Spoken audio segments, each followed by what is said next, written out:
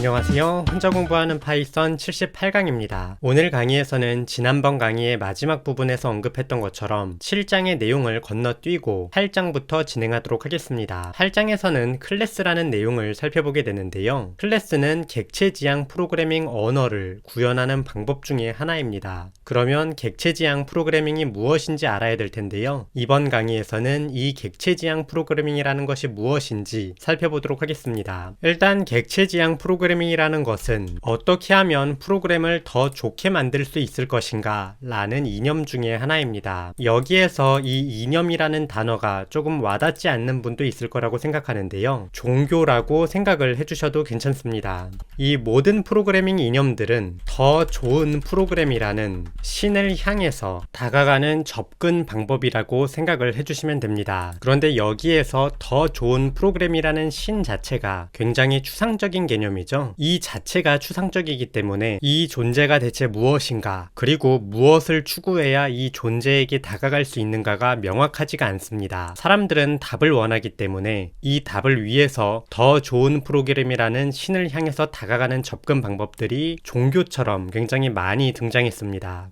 여기에서 더 좋은 프로그램을 규모가 큰 프로그램으로 가정을 하고 변수와 함수를 묶어서 하나의 묶음으로 만들면 이렇게 규모가 큰 프로그램을 쉽게 만들 수 있을 것이다 라는 기본 교리를 바탕으로 여러 율법을 만들고 이를 지키려는 종교가 바로 객체지향 프로그래밍이라고 생각을 해주시면 됩니다. 이 이외에도 여러 가지 종교가 있습니다. 예를 들어서 절차적 프로그래밍이라는 종교가 있는데요. 이전에 우리가 49강에서 서브루틴, 프로시저, 함수에 대해서 간단하게 설명을 했었습니다. 개발자들은 이 서브루틴, 프로시저, 함수를 활용하면 더 좋은 프로그램이라는 신에게 다가갈 수 있을 거라고 믿어서 이걸로도 종교를 만들었는데요. 같은 코드를 여러 번 작성하지 말고 함수를 만들어서 사용하자, 고투 구문이라든지 점프 같은 구문을 사용하지 말고 함수를 사용하자 등등의 율법을 기반으로 이 절차적 프로그래밍이라는 종교도 만들었습니다. 이 이외에도 서브루틴, 프로시저, 함수를 기반으로 하는 또 다른 분파도 있었습니다. 이 분파는 함수는 수학적 개념에서 따온 것이므로 순수한 수학적 함수를 사용해야 한다라고 이야기를 했습니다. 그래서 순수 함수를 사용하면, 이 퓨어 펑션이라는 것을 활용하면 더 좋은 프로그램이라는 신에게 다가갈 수 있다라고 믿었습니다. 이 사람들의 종교는 함수형 프로그래밍이라고 이야기를 합니다. 이 프로그래밍 이념은 이런 느낌으로 생각을 해주시면 됩니다. 더 이전으로 넘어가게 되면 명령형 프로그래밍이라는 이념이 있습니다. 이 명령형 프로그래밍이라는 것은 명령문을 사용해서 컴퓨터가 어떠한 동작을 할지, 즉 프로그램이 어떠한 동작을 할지 순서대로 나열해서 프로그램을 만들자, 이렇게 하면 좋은 프로그램을 만들 수 있을 것이다 라고 믿던 종교입니다. 참고적으로 우리가 지금까지 살펴보았던 파이썬이라는 프로그래밍 언어는 이 네 가지 이념을 모두 갖고 있습니다. 어쨌거나 이 객체지향 프로그래밍이라는 것이 나오기 전까지는 요 세 가지가 주류였다라고 생각을 해주시면 됩니다. 명령형 프로그래밍에 대해서 그럼 조금 더 살펴보도록 할 텐데요. 명령형 프로그래밍은 방금 언급했던 것처럼 명령문을 사용해서 프로그램을 만드는 것입니다.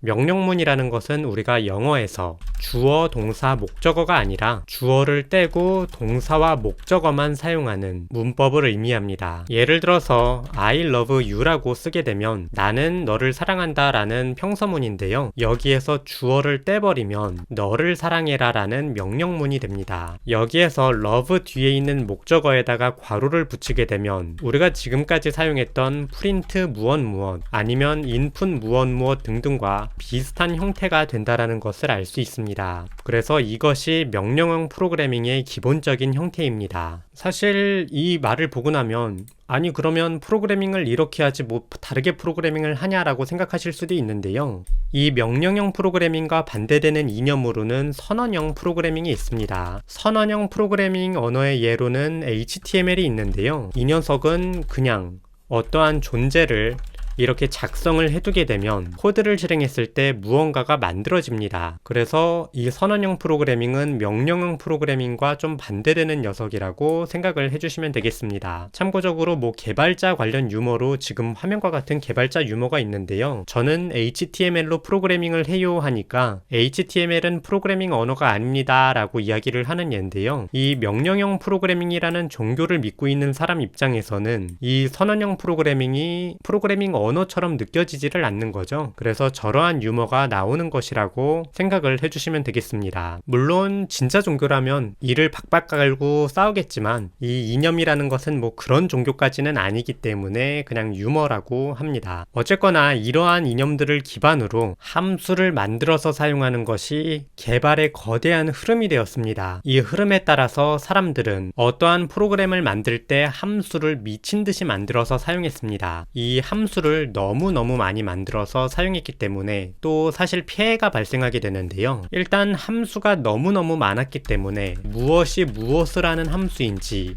알기가 힘들었습니다. 그리고 어떤 함수가 존재하는지 자체를 찾기도 힘들었고요. 추가적으로 어떠한 사양 변경이 발생해서 함수를 변경하려고 하는데 이 함수에서 사용할 수 있는 변수도 너무 많고 이 함수를 사용할 수 있는 위치도 너무 많으니까 함수를 수정할 때 영향 범위를 추적해야 되는데 이 추적이 너무너무 힘들어졌습니다. 이러한 문제들로 인해서 대규모의 프로그램을 만드는 것이 힘들었습니다. 그래서 개발자들은 이러한 문제들을 해결하기 위해서 다양한 방법을 찾게 되는데요. 지극히 당연한 방법을 찾게 됩니다. 예를 들어서 서점을 생각해 보겠습니다. 서점에는 수많은 책들이 있습니다. 그런데 수많은 책들 중에 우리가 원하는 책을 찾는 것은 굉장히 힘들겠죠. 그래서 서점에서는 우리가 책을 쉽게 찾을 수 있게 카테고리를 묶어서 책을 소개해 주게 됩니다. 예를 들어서 우리가 컴퓨터 관련 책을 찾고 싶으면 컴퓨터 관련 카테고리에 가서 책을 찾으면 되고요. 경제 관련 책을 읽고 싶다면 경제 카테고리에 가서 책을 찾아보면 됩니다. 그래서 이러한 당연한 해결 방법을 개발자들도 생각을 합니다. 함수를 어떠한 카테고리로 묶으면 이 녀석이 무엇을 하는 함수인지, 함수가 어디에 존재하는지 조금 더 쉽게 찾을 수 있지 않을까를 떠올립니다. 그리고 카테고리를 묶게 되면 영향 범위가 그 안으로 갇힐 것이기 때문에 영향 범위를 추적하는 것도 쉬워질 것입니다. 그래서 개발자들은 함수를 어떠한 카테고리로 묶기로 합니다. 이 카테고리를 묶는 방법에도 굉장히 다양한 이념들이 존재합니다. 예를 들어서 관심사를 기반으로 카테고리를 묶는 경우가 있습니다. 우리가 수학에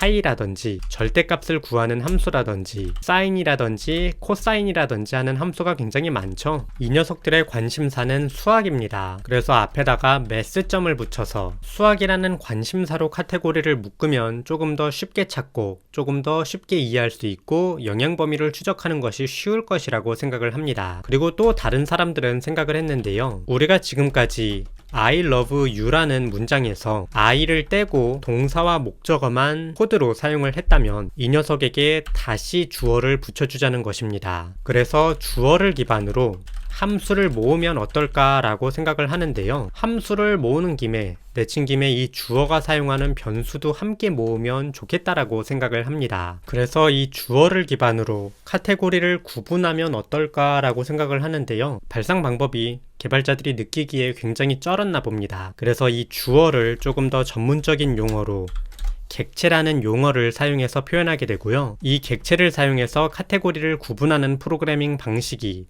바로 객체지향 프로그래밍입니다. 그래서 정리를 해보면 변수 함수가 너무 많아서 카테고리를 구분하고 싶은데 이 주어를 붙여서 구분하면 어떨까? 그리고 이렇게 변수와 함수를 묶어서 구분한 녀석을 객체라고 부르자 라고 해서 만들어진 것이 바로 객체지향 프로그래밍입니다. 이전에 언급했던 것처럼 이 종교라는 것은 종교끼리 율법이 다루면 그 다른 부분을 두고서 싸우게 되죠. 하지만 이 프로그래밍 이념은 그런 종교가 아닙니다. 개발자들은 여러 이념 중에서 좋다고 생각하는 부분을 뽑아서 프로그래밍 언어를 만들어내고 프로그램을 만들어냅니다. 파이썬의 경우는 지금 화면에 있는 것을 모두 섞어 만든 프로그래밍 언어입니다. 그리고 우리가 지금까지 내용을 배우면서 알게 모르게 이 명령형 프로그래밍의 예, 절차적 프로그래밍의 예, 함수형 프로그래밍의 예를 살펴보았는데요. 살펴보지 않은 관심사로 카테고리 구분과 객체지향 프로그래밍 구분은 파이썬의 경우 객체지향 프로그래밍을 클래스라는 것으로 것으로 다루게 되고, 관심사를 사용해서 카테고리를 구분하는 것을 모듈을 사용해서 다루게 됩니다. 그래서 지금까지 간단하게 프로그래밍 이념이 무엇이고 그 중에서 객체지향 프로그래밍 이념이 무엇인지 살펴보았는데요. 다음 강의부터는 본격적으로 파이썬에 코드를 입력해보면서 이 객체지향 프로그래밍을 어떻게 구현하는지 살펴보도록 하겠습니다. 그러면 다음 강의에서 뵙겠습니다.